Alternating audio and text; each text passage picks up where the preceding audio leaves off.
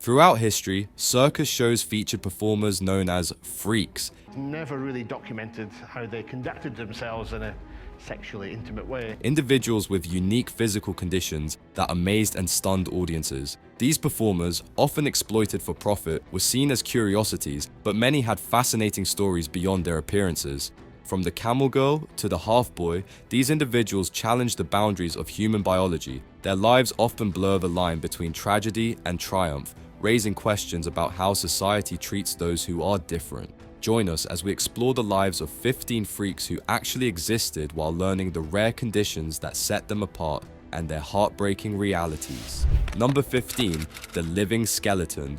Isaac W. Sprague, also called the living skeleton, transformed the misfortune in his life into an intriguing sideshow performance. He was born in 1841 and had a typical childhood until he turned 12, when he became sick from swimming and started rapidly losing weight. His weight loss, caused by severe progressive muscle breakdown, persisted throughout his life, even though he had a good appetite. As a grown-up, Sprague faced difficulties in obtaining consistent employment, moving back and forth between positions as a shoemaker and a merchant, but his sickness prevented him from maintaining these jobs. Following his parents' deaths, he encountered joblessness and financial difficulties. In 1865, his life changed when he received a job offer at a circus sideshow and gained recognition as the original Thin Man. In the next year, the well-known P.T. Barnum recruited Sprague to be part of his American Museum Freak Show, offering him a salary of $80 per week, which is approximately equal to $1,700 today. Barnum was puzzled, allegedly asking, "Where did you find that pretty thin man?" Following the 1865 fire that devastated Barnum's museum, Sprague paused to marry Tamar Moore,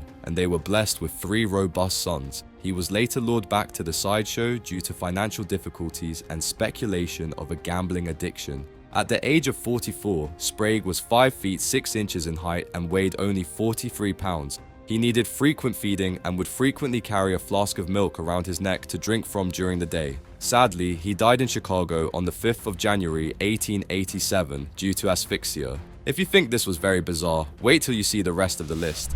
Number 14, world's tallest man. Jack Earl, world's tallest man. What if your height made you famous and set you apart from the world? That's exactly what happened to Jacob Reuben Ehrlich, later known as Jack Earl. Born in Denver in 1906, Jack weighed just 4 pounds at birth but quickly became a giant. By age 10, he was over 6 feet tall, and by 13, he reached an astonishing 7 feet 1 inch. By 17, he had grown to an incredible 8 feet 6 inches due to acromegalic gigantism. His height caught Hollywood's attention, leading to offers for comedic roles as a teenager. However, his film career ended abruptly during his 49th movie when he fell 14 feet from scaffolding, injuring his nose and losing his sight. Doctors discovered a pituitary tumor pressing on his optic nerve. After X-ray therapy, his vision miraculously returned and it seemed his growth had finally stopped. Later, Jack's friends dared him to meet Jim Tarver, a performer with the Ringling Brothers Circus who was billed as the world's tallest man at 7 feet 5 inches. Jack was a full 13 inches taller than Jim, and the circus immediately hired him. What started as a 1-year gig turned into 14 years with the famous circus. During his time with Ringling Brothers, Jack worked with pygmy elephants Booley and Nuba and shared the stage with performers like Major Might, who stood just 2 feet 2 inches tall.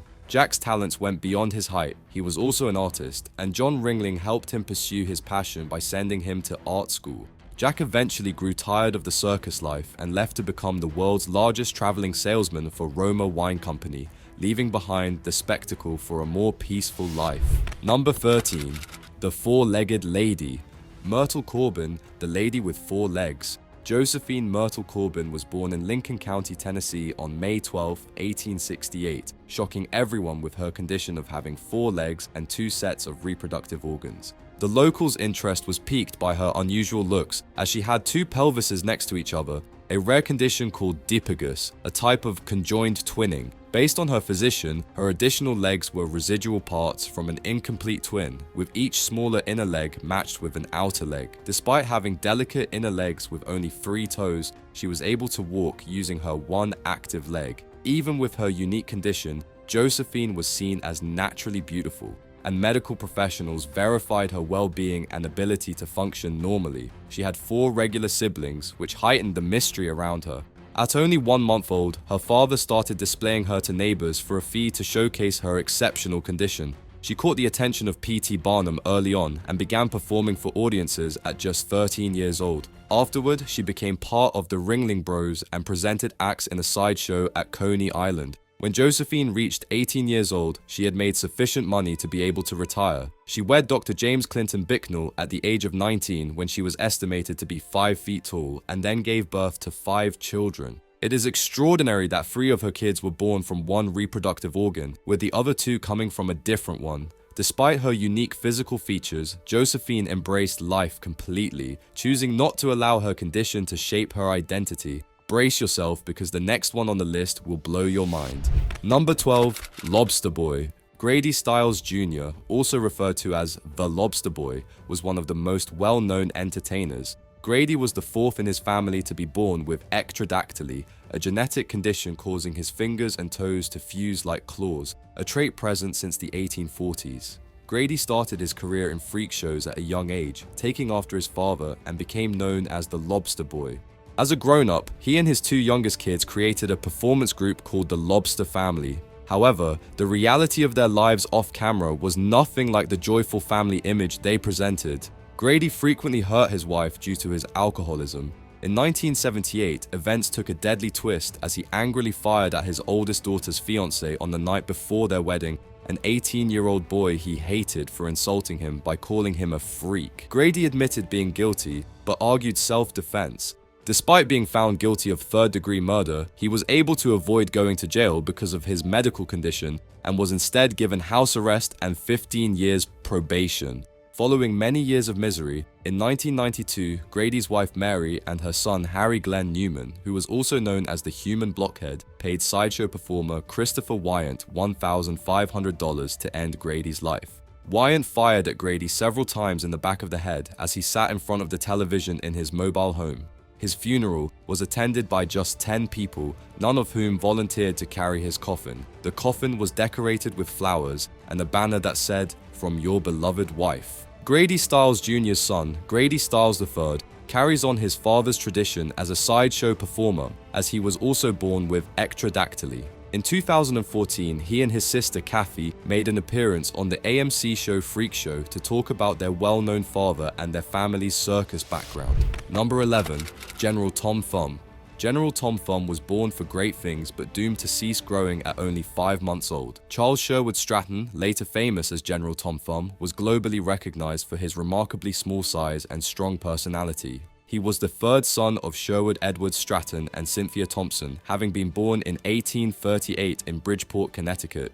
His dad worked as a carpenter, while his mom had a job as a cleaner. Charles was born as a big baby, unlike his average height sisters, but he surprisingly refused to grow. His mother brought him to a doctor, yet his condition baffled everyone, which was probably due to a pituitary gland problem that was not well known then. Several years later, he started to increase in height once more, although at a gradual pace, and when he reached the age of 18, he had grown to a height of only 2 feet 8.5 inches. P.T. Barnum found Charles Stratton's when he was 4 years old and saw his potential as an extraordinary performer. Barnum instantly agreed to a contract with Charles's father, who proposed to pay $3 per week to exhibit the exceptionally tiny child in New York. By Thanksgiving Day in 1842, Charles made his debut as General Tom Thumb. Barnum participated in promotional activities, magnifying Charles's age and background, announcing he was an 11-year-old brought over from Europe. Charles and his mother relocated to an apartment within Barnum's American Museum, where he received training for his performances. His comedic skills and ability to mimic others made him a hit in New York City.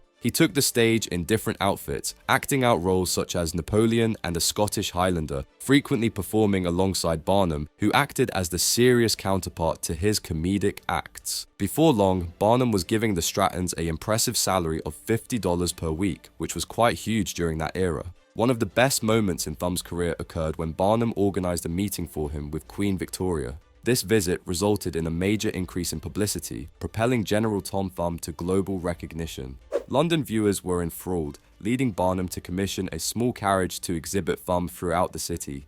The triumph in London resulted in shows in other major European cities, grounding Thumb's position as a renowned entertainer. In the early 1860s, General Tom Thumb developed romantic feelings for Lavinia Warren, who was also a performer. The public was intrigued by their love story, and Barnum advertised their marriage ceremony held on February 10, 1863 at Grace Church in New York City. The occasion was a magnificent display. Number 10, the lion-faced man.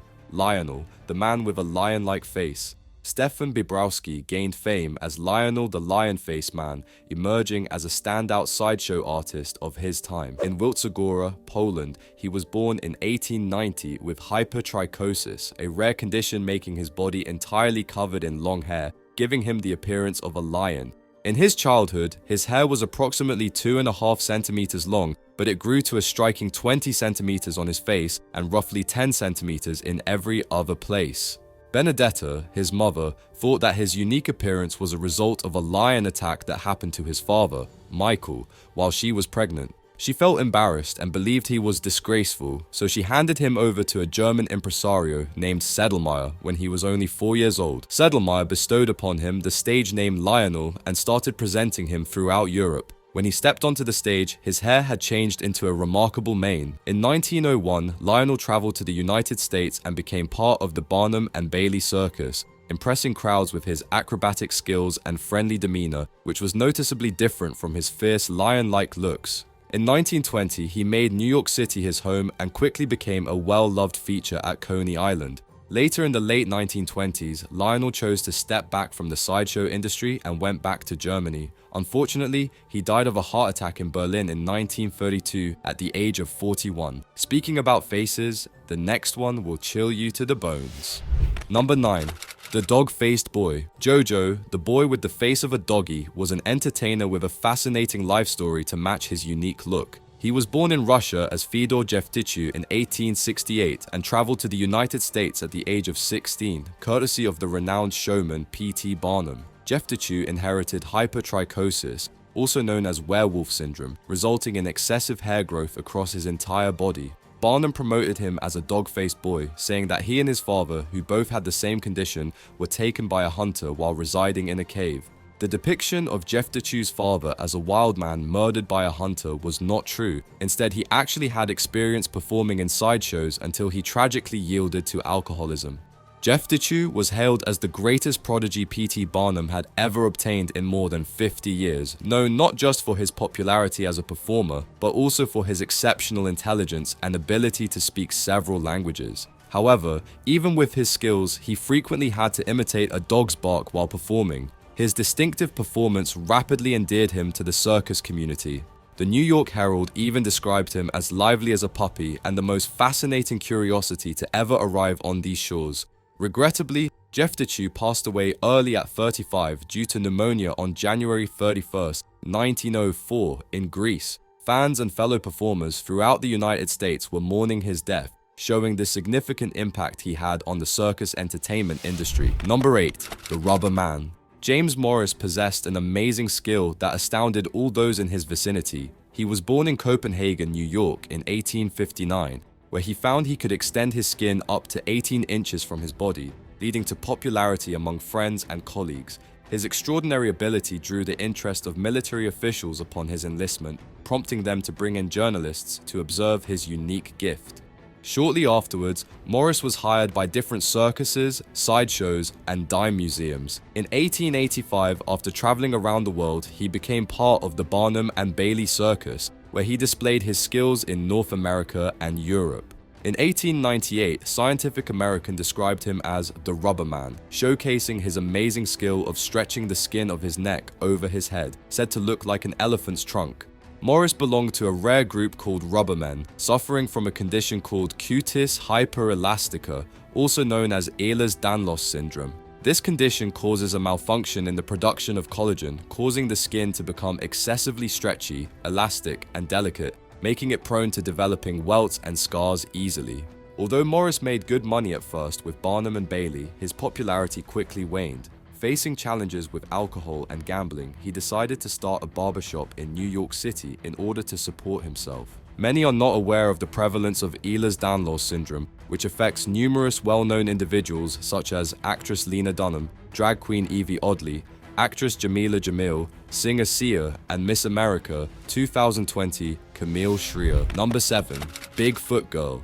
Fannie Mills, the Bigfoot Girl from Ohio. Fannie Mills, born in 1860 as the youngest in a British family, was a fascinating individual who began her life in Faceham, Sussex, and later moved to Sandusky, Ohio. Even though she seemed healthy when she was born, she started developing swelling and abnormal growth in her lower body during her childhood, a condition that was eventually diagnosed as Milroy's disease, leading to lymphedema. In her late 20s, Fannie's feet had expanded to an astonishing size 30 US shoes, which was unparalleled in the UK or Europe. To put it in a clearer perspective, the world record holder for the largest feet wears a size 26. For the majority of her life, she stayed at home shielded from the media by her father.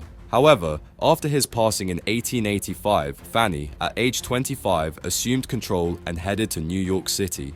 There, she exhibited her massive legs and feet at the Bowery Museum.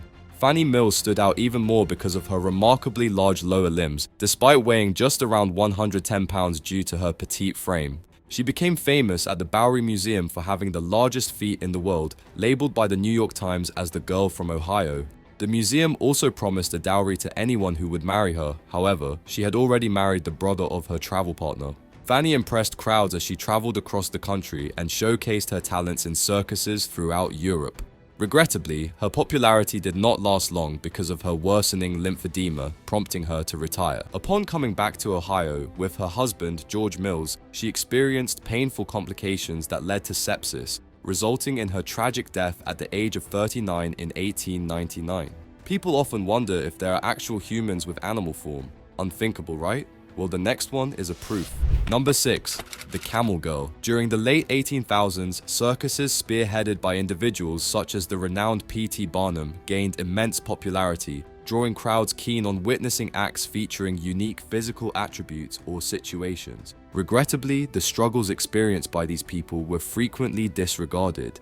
Ella Harper, also known as the Camel Girl, was one notable performer. She was born with a rare condition called congenital genu recurvatum, resulting in her knees bending backward, similar to a camel's. As a result, she moved on her hands and legs, walking on all fours. While her time in the circus brought her fame, her story does not conclude there. Ella Evans Harper came into the world in Hendersonville, Tennessee on January 5th, 1870, to parents William Harper and Minerva Ann Childress. At the young age of 12, she began her circus journey in 1882, showcasing her skills in locations such as St. Louis and New Orleans. Over time, she started traveling to additional states, catching the interest of audiences nationwide. The attention she received due to her condition led to larger opportunities opening up for her.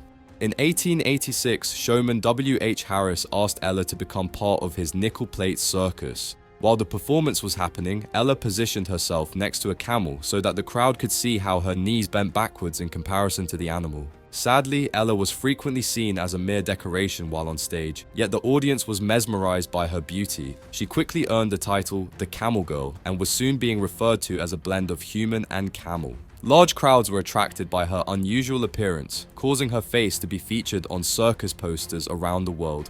Prior to every show, the circus distributed cards that detailed her condition. These pitch cards detailed her knees bending backward and how she moved most effectively using her hands and feet, similar to a camel. The cards also stated that Ella had been traveling with the circus for 4 years but intended to stop in 1886 to focus on her studies. It encouraged viewers to see her before it was too late. Ella earned $200 per week from her circus acts, equivalent to approximately $5,000 per week in today's currency, a substantial sum at that time. At the age of only 16, Ella Harper chose to leave the circus and focus on her education by the end of 1886. After that, she retreated from the public eye and led a very secretive existence, causing curiosity on her whereabouts. Number 5. Half Boy. Johnny Eck's story is truly remarkable. Johnny and his twin brother Robert were born on the same day, August 27, 1911, in Baltimore to parents Amelia and John Eckhart. Although Robert was completely developed, Johnny Jr. had to deal with the struggle of being born without any legs. However, this did not deter him. Johnny had already mastered walking on his hands by the age of 1, displaying impressive resilience from a young age. In 1923, Johnny's remarkable flexibility was noticed by magician John McCaslin during a magic performance. He initially signed both brothers to a 1-year agreement, but then deceitfully prolonged it. Nevertheless, the siblings thrived in the entertainment industry. they performed a captivating magic show with illusionist Raja Raboid as Johnny comically pursued his legs on stage, surprising and delighting the audience. Johnny rapidly gained popularity as a performer, wowing audiences with his acrobatics, juggling, and exceptional speed, leading to him being called the Legless Runner. He participated in the famous Ringling Bros and Barnum and Bailey Circus, starred in the film Freaks, and also had roles in multiple Tarzan movies as a bird character named Goonie the Bird. Following his retirement, he collaborated with Robert to establish an amusement park and simultaneously gained recognition as a painter. Even though Johnny faced various obstacles with resilience and optimism, his life spiraled downward following an attack in 1987, causing him to lose faith in society. He lived in isolation during his final years and died of a heart attack in 1991, with Robert passing away 4 years later in 1995. Number 4.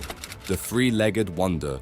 Consider being born with 3 legs and a distinctive sense of humor. That's the tale of Francesco A. Lentini. He was born on May 18, 1889 in Rosellini, Italy, as the 5th child out of 12, making his birth quite unique. Physicians discovered he had 3 legs, an underdeveloped foot on one leg's knee, a combined total of 16 toes, and 2 reproductive organs, determining that the lower half of a conjoined twin remained connected to his back. This increased the risk of paralysis during surgery. Growing up, Francesco was known as U Maraviglioso, inspiring awe and dread due to his uncommon deformities. At the age of 5, he joined a facility for handicapped children where he acquired skills in running, skipping rope, cycling, and even ice skating. At the age of 9, he was taken to the United States by his father, Natale, and started working with the Ringling Bros Circus. Later, he joined the famous Barnum and Bailey Circus in New York, entertaining crowds for around 35 years. The audience was mesmerized by the 3-legged man's incredible talent of using his additional limb to kick a soccer ball across the stage. However, Frank was not only a performer in the circus, he also possessed a good sense of humor. When questioned about his unique birth, he joked that his mother didn't have twins but gave birth to more than one baby. He playfully joked that he didn't require a stool to sit since he could use his 3rd leg, amusingly lamenting that despite having 3 legs, he still didn't possess a proper pair because of their varying lengths. Teresa Murray was won over by Frank's appeal and gentle nature, and they went on to have 4 children together. He had a complete life, and at 77 years old, he left the world. Can anything be more strange than this? Well, you're about to witness something truly incredible. Number 3. The Bearded Lady. Annie Jones, also known as the Bearded Lady, was a notable presence in the circus community, turning a potential stigma into a successful profession. She was born in Virginia in 1865 and had a unique feature. Her chin was already hairy. Although surprised at first, her parents soon recognized a lucrative chance for financial gain. Before she even turned 1, she was taken to the P.T. Barnum show in New York City, where she was featured as the infant Esau, inspired by the hairy character from the Bible. Her mother's popularity rose greatly, prompting Barnum to propose a 3-year contract worth $150 per week. As Annie matured, the infant Esau transformed into the Esau Lady and was later recognized as the Bearded Lady. By wearing stylish dresses and showcasing her talent on the mandolin, she confidently embraced her feminine side, winning over crowds and establishing herself as one of Barnum's standout performers. Although the specific reason for Annie Jones's condition is not known for certain, it is commonly thought that she suffered from hirsutism, which is characterized by an abnormal amount of hair growth in females. Although she was the most well-known bearded lady of her era, she was not the only one who was unique. Julia Pastrana, who was born in Mexico in 1834, became well known for her heavily hairy body, leading to her being called the Ape Woman. Even after her passing in 1860, Pastrana's life was defined by her travels throughout Europe, and she remained a popular attraction as a mummified exhibit. Number 2. Chang and Eng Bunker. Chang and Eng Bunker were not only circus performers, but also trailblazers in the entertainment industry, captivating crowds as the first Siamese twins. In Thailand in 1811, they were born with a connection of cartilage at the sternum and a merged liver. The term Siamese twins was created due to their distinct condition. In 1829, the pair started touring with Robert Hunter as their manager, rapidly gaining popularity worldwide. Following the conclusion of their contract, they gained control of their own career paths and ultimately decided to reside on a plantation in North Carolina. Interestingly, Chang and Eng married sisters Adelaide and Sarah Ann Yates, and collectively they had a total of 21 children. They experienced both victories and obstacles in their lives. Unfortunately, Chang tragically discovered in 1874 that Eng had passed away during his sleep. A physician was urgently called to the location for an emergency surgery but arrived too late. Eng passed away a mere 3 hours later. Today, visitors can view a death-cast and preserved liver of Chang and Eng at the Mutter Museum in Philadelphia, highlighting their remarkable lives. This next one is simply unbelievable, something never seen before. Check this out. Number 1. The Pinhead. Schlitzie, the Pinhead, had a deeply tragic life, shaped by both his distinctive talents and the hardships he faced. He gained fame as a performer with many major circuses of the early 19,000s, including Dobrich International Circus, Ringling Bros and Barnum and Bailey Circus, the Tom Mix Circus, and the Clyde Beatty Circus. Although born male, Schlitzie often performed in dresses, as this made it easier for his caretakers to manage his incontinence. In 1932, Schlitzie's popularity surged when he appeared in the controversial film Freaks, a story about love and betrayal in the world of sideshow performers. The movie featured real sideshow acts, including Schlitzie, and while it faced criticism for its shocking depiction of freaks, Schlitzie's innocent energy made him a beloved figure. Audiences were captivated by his childlike joy, and he quickly stood out as a star. After his film appearance, Schlitzie continued to perform in sideshows. In 1936, he became the legal ward of George Surtees, a chimp trainer who cared for him like a son.